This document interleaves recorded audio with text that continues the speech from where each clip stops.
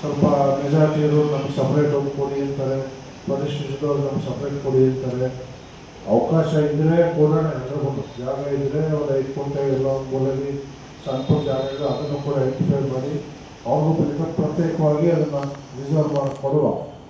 First ಒಂದು ಸ್ಮಶಾನ compulsory ಇರಲೇಬೇಕು. ಎಲ್ಲಿಲ್ಲ ಇರೋದನ್ನು ಎಲ್ಲ ಆಲ್ಮೋಸ್ಟ್ ಎಲ್ಲ ರೂಲ್ ಚಿಲ್ಡ್ರನ್ ಏನಿದೆ ಆ ಪಟ್ಟಿ ಪ್ರಕಾರ ನೀವು ತೆರವುಗೊಳಿಸಿ ಸ್ಮಶಾನ ಅಂತ ಐಡೆಂಟಿಫೈ ಮಾಡಿ.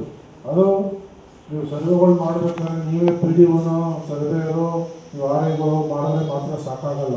ನೀವು ಗ್ರಾಮಸ್ಥರನ್ನು ಕರಿಬೇಕು. ಅಲ್ಲಿ ಒಂದು 10 ಜನ ಗ್ರಾಮಸ್ಥರಿಗೆ ಈ ಗಡಿಯಲ್ಲಿ ಬೌಂಡ್ರಿ ಇಲ್ಲಿ ಅನ್ನೋದು ಗೊತ್ತಾಗಬೇಕು.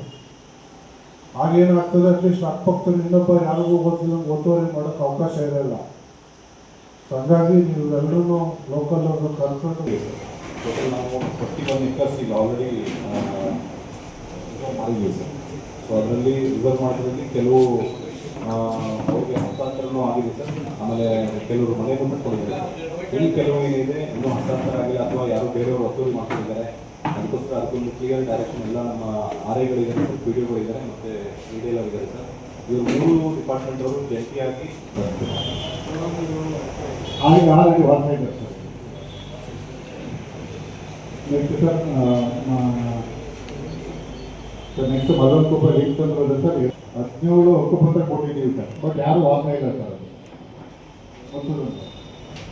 ವರ್ಷಡಿ ಇಂಪೋರ್ಟ್ ಹಾಕೊಂಡು ಇದಕ್ಕೆ ಏನು ಕೆಲಸ ಮಾಡ್ತಿರ್ತಾರೆ ಕೆಲ ಪಿ ಡಿ ಒಗಳು.